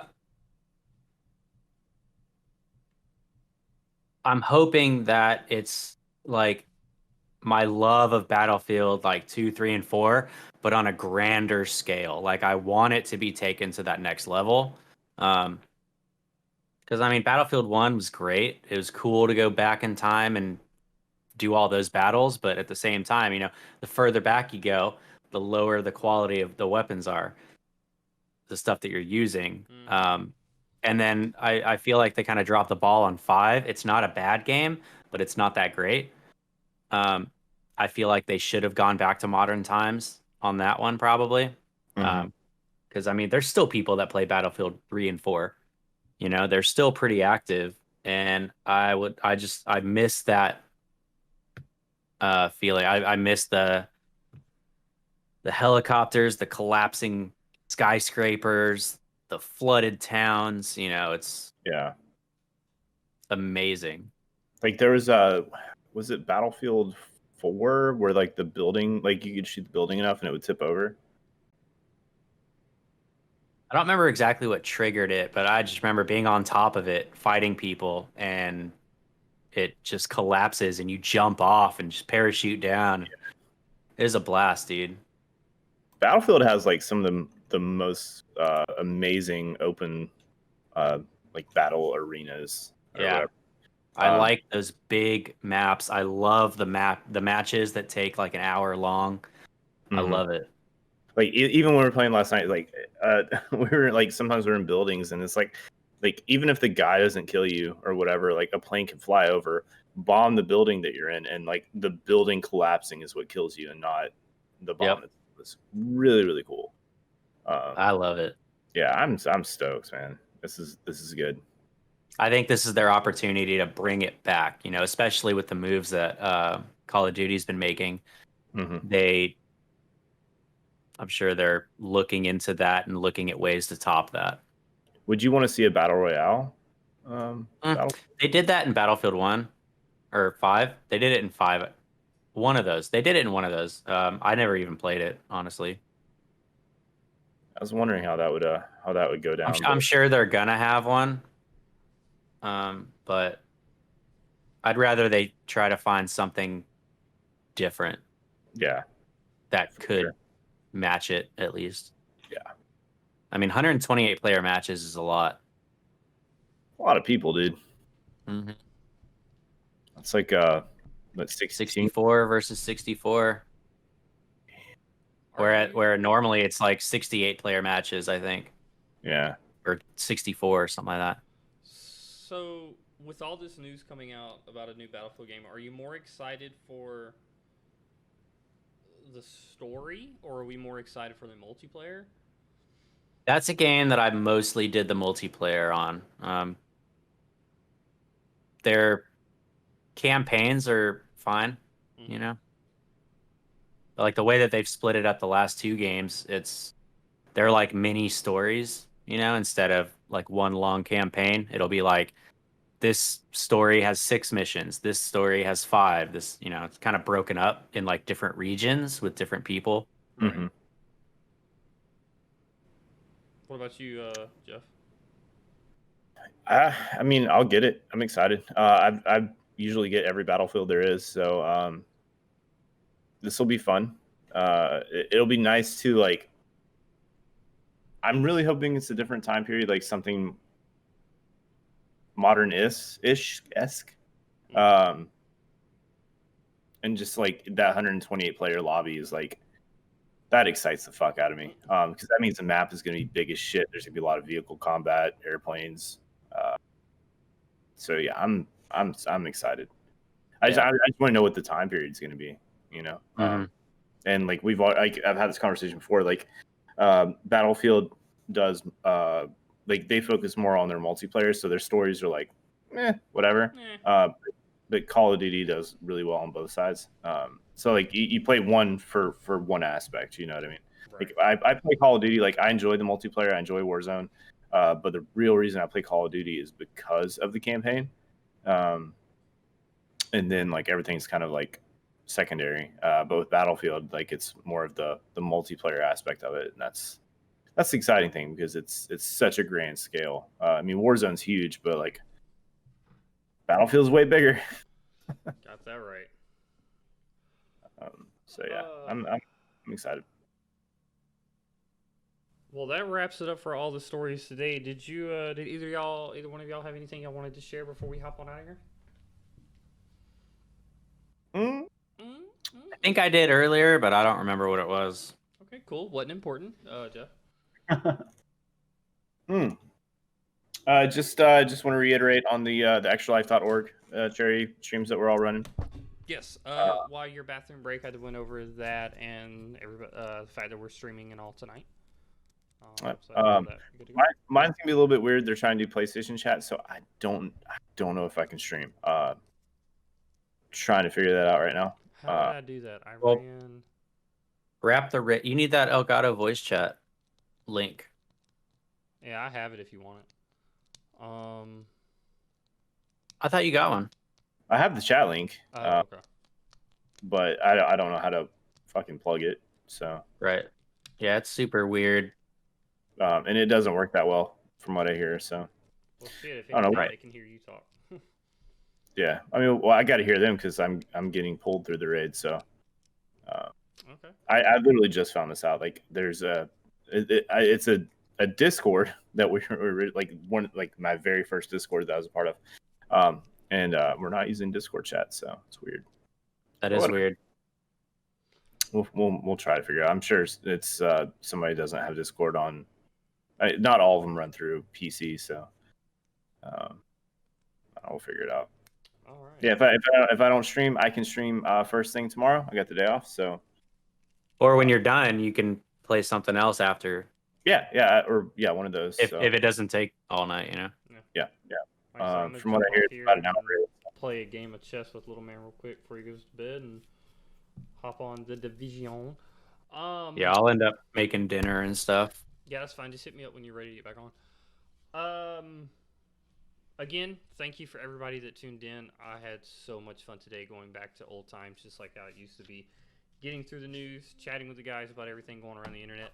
I think that about wraps it up. Thank you everybody that joined. Like I said, I have all the free time in the world. So come Monday, Tuesday, Wednesday, you're gonna get 3 new episodes of everything.